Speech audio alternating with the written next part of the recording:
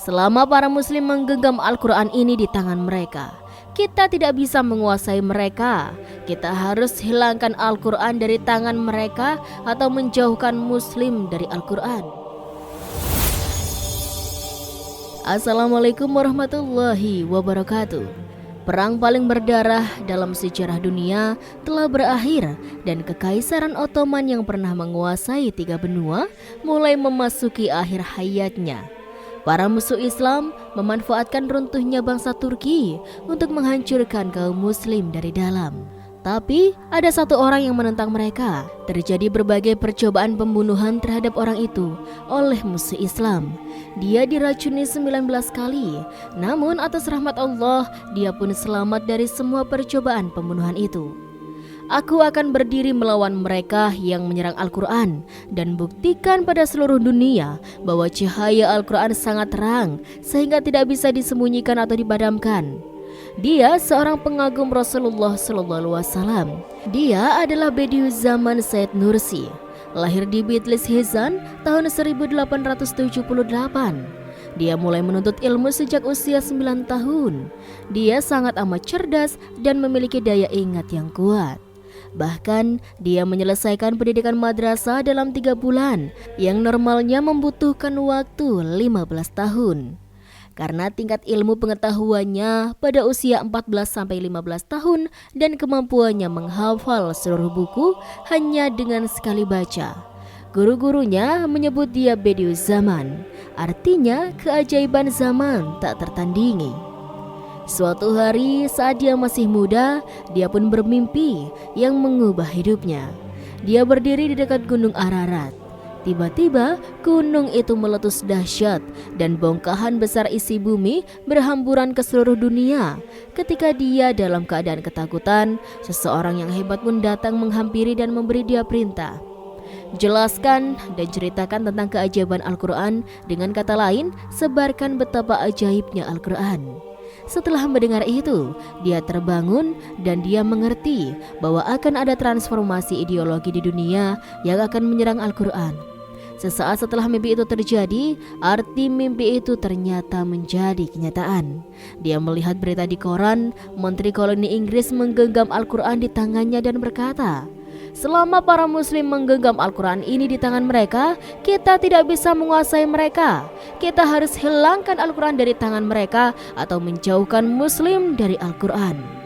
Berita ini berdampak besar bagi Bediüzzaman, seperti ada api yang membara di dadanya. Menyala karena iman dan cintanya kepada Allah. Setelah itu, dia berpikir tentang apa yang akan terjadi pada dunia para muslim. Dia khawatir, namun semakin dia khawatir, semakin dia bersemangat saat itu. Dia bangun dan berjanji untuk mengabdikan hidupnya. Akan aku buktikan pada dunia bahwa cahaya Al-Quran sangat terang hingga tidak bisa disembunyikan atau dipadamkan. Bediüzzaman mendirikan madrasah agak sedikit berbeda dari sekolah lainnya kala itu. Dia mengajarkan sains dan agama bersamaan. Dia sadar perlunya menggunakan akal dan persuasi serta menggabungkan sains alam dengan pengetahuan Islam. Dan dia memiliki cita-cita untuk mendirikan universitas yang menerapkan pengajaran yang sama. Bahkan nama universitasnya sudah ada, yaitu Madrasah Al-Zahra. Dia memutuskan untuk pergi ke Istanbul untuk mewujudkan impiannya, dan dia berkelana pergi ke tempat-tempat yang berbeda. Dia menyewa kamar di sebuah penginapan di Fatih dan memulai praktik kontroversial yang tidak pernah dilakukan sebelumnya. Dia memasang tulisan di pintu kamarnya, "Di sini semua pertanyaan terjawab dan tidak akan ditanya balik." Dia pun bertemu dengan para cendekiawan Istanbul dan menjawab semua pertanyaan mereka. Dia menarik perhatian karena bisa menjawab semua pertanyaan dan dengan kepribadian serta cara berpakaiannya. Di jantung Istanbul, pusat ilmu pengetahuan masa itu, Bediüzzaman muda menarik perhatian semua orang dengan kepercayaan dirinya. Tapi tidak semua orang ramah padanya. Beberapa tidak suka dengan sikapnya. Dia pun mendapatkan hinaan dan fitnah dan menyeret namanya dalam persengkongkolan. Suatu kali, Beda pun sama dikirim ke rumah sakit jiwa. Dokter yang memeriksa Bediüzzaman melaporkan pujiannya terhadap intelektualnya. Kecerdasan semacam ini jarang muncul di dunia. Tak ada manusia yang benar-benar waras, bahkan hanya terdapat sedikit ketidakwarasan pada pria ini. Bediüzzaman kemudian dibebaskan dari rumah sakit. Selanjutnya, dia mempercepat usahanya untuk mendirikan universitas karena pengaruh dari mimpi yang dia alami dan kemampuannya membaca situasi. Dia tahu apa yang akan terjadi. Perjuangan intelektual dalam bidang sains dan filosofi akan dimulai dan akan ada banyak serangan terhadap Al-Quran dari banyak ideologi seperti ateisme. Oleh karena itu, dia ingin fokus memperkuat keimanan masyarakat. Saat dia kembali ke bagian timur Turki, dia mengajar di salah satu madrasah di Van yang dikenal sebagai Horhor. Selama 6 bulan, dia bahkan mulai membangun yayasan universitas. Proyek terbesarnya sementara semua berjalan sesuai dengan rencana Bediüzzaman. Melihat adanya masalah dan dia mulai memberikan latihan militer pada para muridnya di samping pendidikan mereka. Karena akhir dari suatu era akan segera tiba. Ini adalah saat yang tepat dan kejadian besar dalam sejarah dunia akan dimulai pada tahun 1914. Dimulailah Perang Dunia Pertama. Kekaisaran Ottoman berperang dengan banyak negara termasuk Rusia. Segera setelah perang dimulai, Bediüzzaman ikut mengangkat senjata untuk melindungi agama, negara dan bangsanya. Dia membentuk pasukan sukarelawan di wilayah timur bersama muridnya. Pertempuran melawan Rusia dimulai bersama tentara pelajar yang dia pimpin. Dia bertempur selama berbulan-bulan demi tanah airnya dan meraih banyak kemenangan sambil bertarung melawan musuh dengan menunggang kuda. Dia tidak mengabaikan tugasnya menuntut ilmu. Dia mulai menulis tafsir Al-Quran di medan perang. Karyanya Tanda-tanda keajaiban tafsir Al-Quran. Salah satu karya terkemuka ditulis selama perang. Dengan kata lain, dia membela bangsanya secara fisik dan secara intelektual selama 2 tahun. Dia terlibat di ratusan pertempuran dan membela negaranya di salah satu konflik ini. Dia melihat anak-anak Armenia dikumpulkan di suatu tempat. Seseorang pun berteriak, "Mereka menyandera anak-anak kita. Kita harus mengambil anak mereka." Mereka ingin mengambil anak-anak sebagai tawanan mereka. Bediüzzaman melepaskan anak-anak itu sesuai dengan ajaran Islam. Ketika komandan Armenia melihat anak-anak kembali ke keluarganya, dia bilang, "Karena Bediüzzaman tidak menyakiti anak-anak kita, mulai sekarang kita tidak akan menyakiti anak-anak Muslim." Bediüzzaman menyelamatkan ribuan nyawa Muslim tidak bersalah. Ratusan konflik terjadi dan banyak dari siswa-siswa Bediüzzaman yang gugur. Setelah banyak kemenangan, dia ditangkap oleh Rusia pada tahun 1916, jauh dari tanah airnya di penjara Rusia. Dia berada di situasi yang sepertinya tidak ada harapan. Tapi bagi mereka yang beriman pada Allah, tidak ada yang namanya putus asa di penjara itu. Suatu hari terjadi insiden luar biasa. Panglima Rusia, Nikola Nikolaevich, datang ke penjara dan mulai berjalan di hadapan para tawanan. Semua orang mulai berdiri. Bediüzzaman tidak bergerak. Panglima sengaja lewat lagi, tapi dia tidak berdiri. Panglima lewat lagi yang ketiga kalinya, dan tetap saja seperti itu Bediüzzaman. Panglima itu geram dan bertanya, "Kenapa dia tidak berdiri?"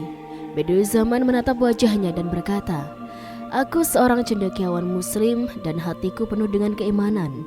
Seseorang yang punya keimanan jauh lebih hebat dari yang tidak punya. Kalau aku berdiri untukmu, aku menghina keyakinanku. Itulah sebabnya aku tidak berdiri." Panglima Rusia menjadi marah mendengarnya. Pengadilan langsung diadakan dan Bediüzzaman dijatuhi hukuman mati. Teman-teman Bediüzzaman menyuruh dia minta maaf atau dia akan dieksekusi. Tapi dia mengatakan, "Aku melakukan hal yang benar sesuai keyakinanku. Lagi pula aku butuh tiket untuk perjalanan menuju akhirat untuk bertemu Rasulullah SAW. Dia akan memberikannya." Dia menuju tempat eksekusinya tanpa ragu, meminta izin untuk permohonan terakhirnya. Dia mensucikan diri dan sholat 2 rakaat. Lalu dia ke tempat eksekusi. Para tentara sudah siap dengan senjata api di tangan mereka. Sebentar lagi dia dieksekusi. Tentara pun menunggu aba-aba perintah, tapi yang dia impikan hanyalah bertemu Allah dan Rasulullah SAW. Sementara tentara menunggu perintah Panglima Rusia. Melihat semua ini, dia menyadari ketulusan Bediüzzaman dari mata dan perilakunya. Dia menghentikan eksekusi karena dia tahu bahwa Bediüzzaman tidak berdiri karena keyakinannya, bukan karena menghinanya. Selama dia ditahan, dia tidak pernah berhenti belajar. Dia terus mengajarkan banyak orang selama di penjara di Rusia selama 2,5 tahun. Dia selalu memimpikan universitas yang ingin dia bangun, Madrasah Al-Zahra. Setelah beberapa waktu, dia bebas dari penjara. Dia sampai di Istanbul tahun 1918 melalui Siberia, Warsawa dan Sofia. Kebebasan dia dari Rusia ke Istanbul disambut dengan kebahagiaan antusias dari para cendekiawan dan penduduk istana. Dengan menunjukkan kasih sayang dan simpati yang mendalam, dia menerima medali kehormatan atas prestasinya dalam perang. Dia diajukan menjadi anggota Darul Hikmah Al-Islamiyah, sebuah akademi Islam di masa itu. Di antara anggotanya adalah seorang intelektual terkenal, yaitu Mehmet Akif Ersoy. Dia diterima tawaran tersebut karena menganggapnya sebagai kesempatan untuk mengabdi pada masyarakat dan karena temannya mendorongnya, karena dia lelah setelah dari penjara dan perang. Setelah itu, Istanbul dijajah oleh Inggris. Ada banyak kesalahan informasi dan persepsi tentang penjajahan. Bediüzzaman mencoba membuka mata publik terhadap penjajahan melalui buku yang dia terbitkan. Di saat yang sama, terjadi pertempuran untuk kemerdekaan Anatolia. Syekh al-Islam pada masa itu menyatakan pergerakan di Anatolia sebagai pemberontakan. Bediüzzaman pun menerbitkan fatwa tersendiri yang menentang fatwa Syekh al-Islam. Dia berkata, fatwa yang diterbitkan di saat penjajahan tidak valid dan mendukung perjuangan kemerdekaan di Anatolia. Inggris memerintahkan dia dieksekusi atas kegiatan melawan penjajahan mereka, tapi mereka gagal. Setelah kejadian ini, Bediüzzaman pun diundang ke parlemen di Ankara. Dia tiba di Ankara tahun 1922. Bediüzzaman disambut upacara resmi di parlemen. Dia ditawarkan menjadi keanggotaan parlemen, jabatan resmi dan gaji. Tapi dia menolaknya. Dia meminta dukungan untuk impiannya membuat universitas. Dia pergi ke Van untuk menjalankan rencananya. Dia menyadari adanya gerakan anti-agama yang menyebar dari komunis Rusia. Dia perlu bergerak cepat mendirikan universitasnya. Dia pun berniat menumbuhkan generasi muslim dengan keimanan dan keyakinan kuat untuk melawan mereka yang ingin menghancurkan Islam. Tapi suasana politik di masa itu dan musuh tersembunyi Islam menghalangi rencananya. Untuk menghentikan Bediüzzaman diasingkan ke Isparta, apapun yang terjadi, dia tidak akan berhenti mengajar dimanapun dia berada. Dia mengajarkan fakta tentang Allah, Islam dan keimanan. Dia berusaha menumbuhkan kesadaran di sekitar dan memberitahu orang-orang tentang Allah, meskipun dia dalam perasingan. Para musuh Islam terus menjalankan rencana mereka untuk menjauhkan orang-orang dari Islam, terutama para pemuda. Mereka melaksanakan rencana melemahkan fundamental Islam dan menyebarkan ateisme dan komunisme. Salah satu musuh Islam saat itu adalah Abdullah, mengatakan, jika beriman pada Allah itu naif dan keyakinan ini membuat orang-orang menjadi tidak rasional. Dia terang-terangan menyangkal adanya akhirat dan mulai sebarkan gagasan untuk meracuni pikiran masyarakat. Buku-buku disebar untuk mendoktrin anak-anak dan pemuda di sekolah. Pelajaran tentang ateisme ada di mana-mana. Seiring terjadi serangan mengerikan di negaranya. Bediüzzaman hidup dalam pengasingan. Pada suatu hari, saat sedang berjalan di pinggir Danau Egidir, dia ingat sebuah ayat dan mulai membaca. Maka perhatikanlah bekas-bekas rahmat Allah, bagaimana Allah menghidupkan bumi setelah mati atau kering. Sungguh, itu berarti dia pasti berkuasa menghidupkannya yang telah mati, dan dia maha kuasa atas segala sesuatu. Setelah membaca ayat ini, Bediüzzaman berkata pada murid-muridnya, Layu dan kering saat datang musim dingin, tiap tumbuhan akan ditumbuhkan kembali. Bukankah ini tanda-tanda kebangkitan manusia setelah dimakamkan? Maka tulislah, saudaraku. Murid-muridnya mulai menulis risalah kebangkitan dan akhirat siap dalam waktu singkat. Dalam risalah ini, keberadaan akhirat dibuktikan dengan alasan dan logika, dan brosur disebarkan ke semua tempat. Maka yang melihat karya ini terkejut. Terutama para musuh Islam tidak tahu harus berbuat apa karena mereka tidak dapat menyangkal bukti-bukti yang diberikan Bediüzzaman. Musuh mereka kali ini bukanlah seseorang yang hanya memahami ilmu Islam. Mereka melawan cendekiawan Islam yang juga memahami filosofi, astronomi, fisika, dan banyak ilmu sains lainnya, serta tradisi mereka. Abdullah Kefdet menyatakan keputusannya pada mereka yang menunggu jawaban brosur dengan ucapan ini. Bediüzzaman, ia menuntutku jawaban. Bediüzzaman, ia menuntutku melalui jalan menuju akhirat dengan karyanya. Bagaimana mungkin aku menyangkal jalan yang sedang aku lalui? Selama tinggal di Isparta Barlah selama 8,5 tahun, dia melalui berbagai kesulitan bersama murid-muridnya dan menyiapkan beberapa karya. Tujuan utamanya hanyalah memastikan keselamatan Islam dan para muslim. Musuh-musuh Islam tidak tahan dengan karya-karya yang menyebarkan keyakinan dan kebenaran tentang Islam sehingga mereka mengawasi setiap pergerakan Bediüzzaman.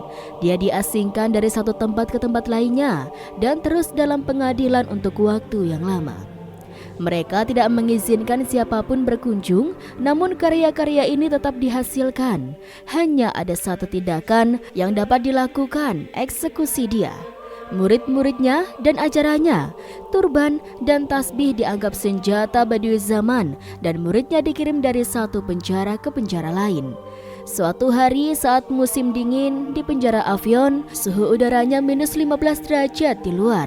Bediüzzaman dilempar ke ruang isolasi, jendela rusak dan tanpa alat penghangat di selnya. Udara dingin menusuk tulang. Dia hanya diberikan 2 selimut untuk menghangatkan diri. Dia menutupi tubuhnya dari dingin. Sipir penjara membawakan makanan. Setelah makan, dia terkena demam. Tangannya pun mulai bergetar, bibirnya pecah. Karena demam tubuhnya mulai berubah hitam, dia diracun. Dia berbaring sementara, racun pun menyebar ke seluruh tubuhnya, sendirian menunggu kematian. Setelah beberapa saat, 2 muridnya mendapatkan kesempatan berkunjung. Dia berkata pada dirinya sendiri, "Jika aku mati, temanku jangan balas dendam." Setelah mengatakan itu, dia teriak, "Saudaraku, mereka tidak akan bisa membunuhku." Atas rahmat Allah, dia selamat dari racun. Ini hanya salah satu kejadian yang dia alami di penjara. Dia ditahan di penjara padahal tidak bersalah, tapi dia tidak pernah menyerah. Dia mengubah semua penjara jadi madrasah Yusufiyah, seperti yang dilakukan Nabi Yusuf alaihissalam. Dia ubah penjara dari sumber pengetahuan dan keimanan. Saat orang lain diperiksa pisau dan senjata apinya, dia diperiksa untuk kertas dan pensilnya. Dia menggunakan kertas rokok dari tahanan untuk menulis karya-karyanya. Dia ubah para pembunuh menjadi manusia yang penuh kasih sayang. Mereka berusaha meracuninya lebih dari 19 kali, tapi berkat rahmat Allah dia selamat. Dia lelah karena upaya pembunuhan dan intimidasi. Dia sangat menderita, namun bagaimanapun penderitaannya, dia tidak pernah berhenti memikirkan kondisinya. Dia bangun setiap malam untuk berdoa demi keselamatan umat muslim hingga pagi hari. Dia mengatakan pada mereka yang ingin menghalanginya berdakwah, "Kalau aku punya tasbih sejumlah helai rambutku dan jika satu persatu dipotong setiap harinya, aku tetap tidak akan tunduk kepada para kafir. Aku bahkan tidak ada niat berhenti memberikan layanan iman ini." Dia menulis ratusan risalah tentang keimanan untuk menyelesaikan permasalahan utama dalam masyarakat. Dia menyiapkan karya dengan efektif seperti obat medis. Dia merawat anak-anak, pemuda, para pasien lansia dengan karya-karyanya seperti dokter merawat dengan medis. Dia menginspirasi hati orang-orang dengan Al-Quran dan menulis buku lainnya yang menjadi musuh bagi ateisme. Risalah alam dengan risalah ini, dia runtuhkan tiang-tiang ateisme. Dia buktikan keberadaan Allah dengan begitu baik, sehingga filosofi ateisme tidak bisa memberikan satupun argumen penolakan dia. Tentang mereka yang mencoba mengintimidasi, menghalangi jalan dan dakwahnya, yang mengusir dia dari satu tempat ke tempat lain, dan menyiksa dia dengan racun berkali-kali. Dengan kekuatan Al-Quran, aku tantang kalian semua yang mendukung bangsa Eropa. Aku hancurkan asas-asas kalian yang kalian sebut sains positif dan alami jadi berkeping-keping dengan karyaku, cahaya keimanan. Aku buat para filsuf kafir, mereka jatuh layaknya hewan-hewan. Bahkan meski semua bangsa Eropa bersatu dengan bantuan Allah, mereka tidak akan bisa membantah satupun gagasan yang aku berikan. Insya Allah, mereka tidak bisa mengalahkanku. Ada banyak cendekiawan yang hidup dalam dakwah untuk Allah. Mereka melayani umat dan meninggalkan dunia ini. Bediüzzaman salah satu cendekiawan yang paling berpengaruh dalam sejarah Islam. Bahkan sosok kebanggaan nasional Turki, penyair Mevlut Ersoy berkata, Victor Hugo, Shakespeare, dan Descartes Hannaya bisa belajar dari Bediüzzaman. Mereka hanya bisa menjadi muridnya. Ia menunjukkan betapa hebatnya dia sebagai seorang cendekiawan. Di akhir hidupnya, Bediüzzaman pernah diwawancarai oleh Ashraf Edip. Dia menyampaikan pesan yang mengharukan. Ada api besar di hadapanku. Api itu menjulang hingga ke langit. Putraku terbakar di dalamnya. Keyakinanku terbakar di dalamnya. Aku berusaha padamkan api itu untuk menyelamatkan keyakinanku. Seseorang berusaha menghalangiku dan kakiku menendangnya. Apakah ada dampaknya? Apakah tindakan ini berpengaruh terhadap api besar itu? Pikiran sempit, akal sempit selama 80-an tahun hidupku. Aku tidak mengenal kenikmatan dunia. Sepanjang hidup aku lalui di medan perang, di penjara, di pengasingan, atau di pengadilan. Negaraku, aku telah merasakan semua kesakitan dan semua siksaan. Aku diperlakukan seperti pembunuh di pengadilan militer.